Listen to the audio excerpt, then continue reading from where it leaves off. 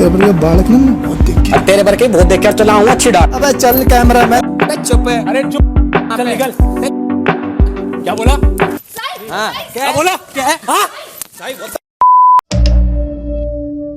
भाई कटारिया की big boss में एक ही दिन में 2 बार फाइट हो गई है, वो भी बहुत खतरनाक। पहली हुई थी अरमान से, देन फिर हुई थी साई केतन राव से। एंड मैं दोनों ही आपको एक्सप्लेन करके बताऊंगा एक्जैक्टली हुआ क्या था। ऑल्सो एलविश यादव ने इस मैटर के ऊपर क्या बोल दिया। एंड फाइनली कैरी मिनाटी की नई रोस्ट वीडियो आ गई है वड़ा पाव गर्ल के ऊपर और डोली चायवाला के ऊपर, जिसके अंदर पूरव झा का भी एक कोलैब है। सारा एंटरटेनमेंट मिलेगा भाई, बस वीडियो के आखिरी तक बने रहो। तो चलते हैं पहली अपडेट की तरफ। हम लोग बात करने वाले हैं कैरी मिनाटी के बारे में। तो कैरी ने अपनी लेटेस्ट वीडियो में वड़ा पाव गर्ल को रोस्ट कर दिया। देखो आप छोटी सी क्लिप उन्होंने क्या कहा। तभी तो वड़ा पाव के 50 रुपए है, लेकिन दीदी का मानना है 50 रुपए में क्या मैं करोड़पति बन जाऊंगी दिल्ली की। कोई ओवर प्राइस चीज बेच के अमीर थोड़ी हो सकता है। ना ना ना ना ना ना ना, दीदी तो गरीब है, गरीबों में गरीब है, महागरीब। अगर यकीन नहीं होता तो बेचारी की हालत देख लो।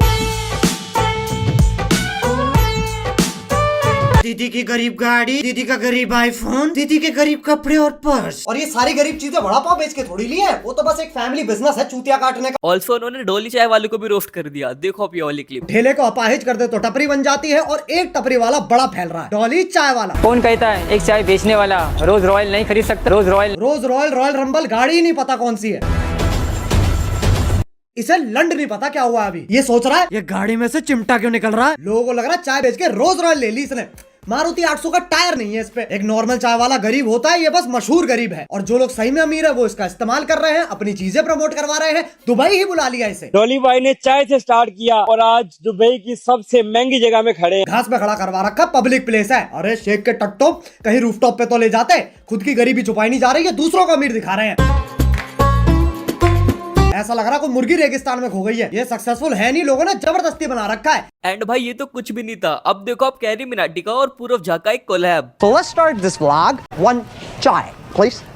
1 सेकेंड सर।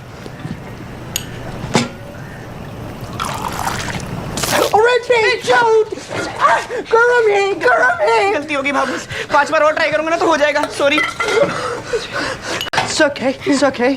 भाई साहब खतरनाक। कैरी मिनाटी नेवर डिसअपॉइंट अस। तो चलते हैं नेक्स्ट अपडेट की तरफ। हम लोग बात करने वाले हैं लव कटारिया की फाइट के बारे में। तो एक्जैक्टली होता क्या है मैं आपको बताता हूँ। बिग बॉस के अंदर एक टास्क आता है हेड ऑफ हाउस करके, एंड जो भी घर वाला इस टास्क को जीतेगा वो बन जाएगा घर का हेड। बट इसमें ट्विस्ट ये होता है कि सभी घर वालों के पास किसी दूसरे घर वाले की टेस्ट ट्यूब होती है। एंड अगर कोई भी घर वाला ये नहीं चाहता कि उनके हाथ में जिनकी भी टेस्ट ट्यूब है वो हेड बने, तो उनकी टेस्ट ट्यूब को फेंक सकते हैं। तो धीरे धीरे करके सभी घर वाले इस टास्क से बाहर हो जाते हैं। एंड में बचते हैं निजी एंड अरमान। सो घर में यही आर्गुमेंट चल रहा होता है कि इन दोनों में से कौन बनेगा हेड। एंड इसी आर्गुमेंट के बीच में अरमान मलिक लव कटारिया को बोलने लग जाते हैं चमचा चमचा, तू बाहर भी चमचा था और यहाँ पे भी चमचा ही है। देन उसके रिप्लाई में कटारिया बोलते हैं मेरे से ज्यादा टैट मत कर। फिर अरमान मलिक बोलते हैं ज्यादा हवा मत ले।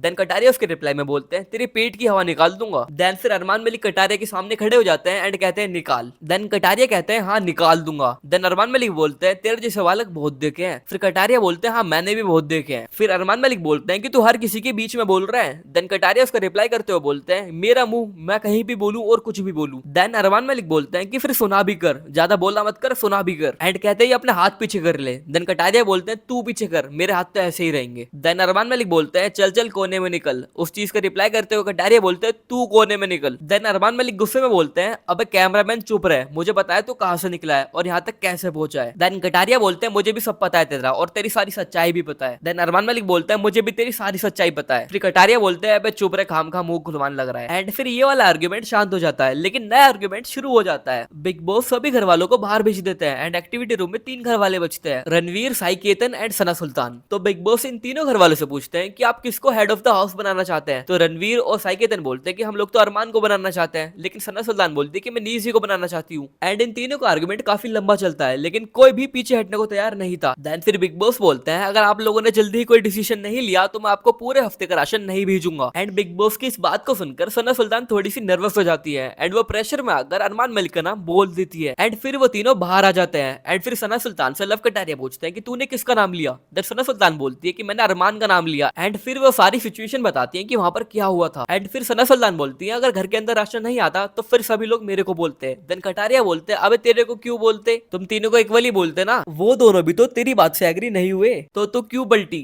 देन फिर साई केतन बोलते हैं वो सिचुएशन से नहीं पलटी, तू बात को समझ। मच। देन कटारिया बोलते हैं अबे भाई तुम लोग ही बात को समझ जाते। देन साइकेतन बोलते हैं सना सुल्तान को समझाया गया था एंड उसके बाद ही वो इस डिसीजन पे आई है। देन कटारिया बोलते हैं अच्छा ठीक है राशन आने दे एंड अपनी आवाज नीची करके बात किया कर। देन साइकेतन बोलता है मैं अपनी आवाज नीची करके ही बात करता हूँ, तू ज्यादा भौंक मत। देन फिर कटारिया बोलता है तू ज्यादा भौंक मत, हमें चुप करानी भी आवे। एंड दोनों के बीच में एक आर्गुमेंट चल रहा होता है तू चुप करके। देन साइकेतन कटारिया को गाली दे देते हैं जो कि म्यूट होती है एंड जैसे ही कटारिया साइकेतन को गाली देते हैं तो कटारिया के ऊपर साइकेतन चढ़ जाते हैं मारने के लिए। देन फिर भाई सभी घर वाले बीच में आ जाते हैं उनको रोकने के लिए। कटारिया बोलते कि पहले उसने गाली दी थी देन मैंने गाली बकी है एंड उसके बाद ऐसे आर्गुमेंट चल रहा होता है। साइकेतन पागलों की तरह एक्ट करने लग जाता है, बिग बॉस की प्रॉपर्टी को तोड़ने लग जाते हैं एंड गालियां बकने लग जाते हैं और भी ज्यादा, जो कि सारी म्यूट हो जाती है। एंड अरमान मलिक उनको खींच के ले जाते हैं बाहर की साइड, लेकिन साइकेतन अरमान मलिक से भी नहीं मानते हैं एंड कटारिया को बोलते रहते हैं इसकी औकात क्या है, ये क्या चीज है, इसे तो मैं बाहर देखूंगा, एक बार बाहर आने दो मेरे को। देन फिर सभी घर वाले साइकेतन के सामने आ जाते हैं, लेकिन साइकेतन जब भी भागने की कोशिश करते हैं एंड उनकी शर्ट भी खुल जाती है। सो भाई बेसिकली यही लड़ाई थी एंड आप देख सकते हो कटारिया जितना घर के बाहर बोलते थे उतना घर के अंदर आकर नहीं बोल पा रहे हैं। ऑल्सो देखिए कटारिया के फ्रेंड लक्ष्य ने इस मैटर के ऊपर क्या कहा। आज साइकेतन कह रहा लवकेश भाई से कि शुक्र मना तू घर के बाहर नहीं।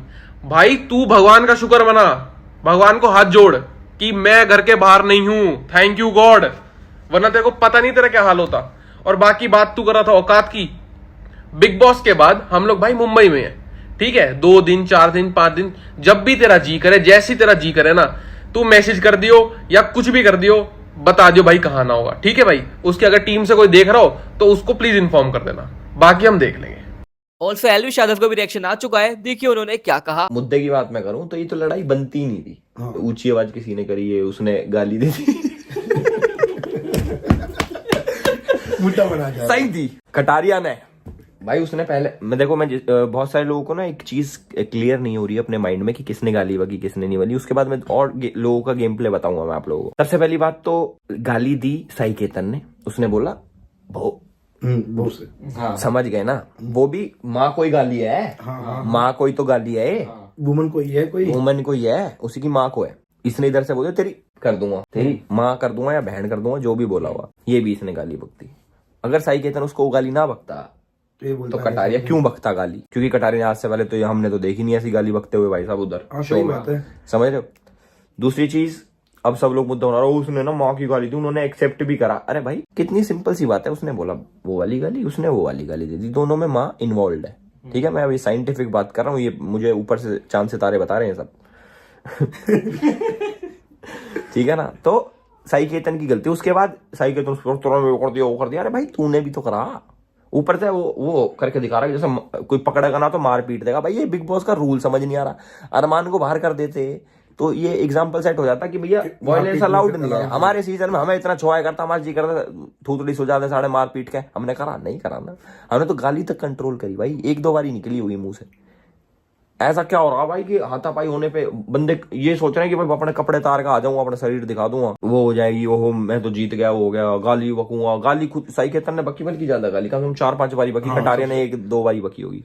कोई बात ना भाई, कटारिया हमारा भाई भी है, 10 गाड़ी बक लगा तब भी हम गैल करें, तो वो वाली बात नहीं है। But the thing is this time he is right. बाकी भाई बस आज के लिए इतना ही। अगर वीडियो पसंद आई है तो वीडियो को अपने दोस्तों के साथ शेयर कर दो, ताकि जब भी आप अपने दोस्तों से मिलो तो आपके पास सेम टॉपिक को बात करने के लिए। एंड भाई आपने आज की अपडेट तो जान ली, लेकिन क्या आप जानते हो एलविश यादव ने अदनान को बिग बॉस में जाने के बाद क्या कहा? अगर जानना है तो चैनल पर जाकर ये वाली वीडियो देख सकते हो। धन्यवाद।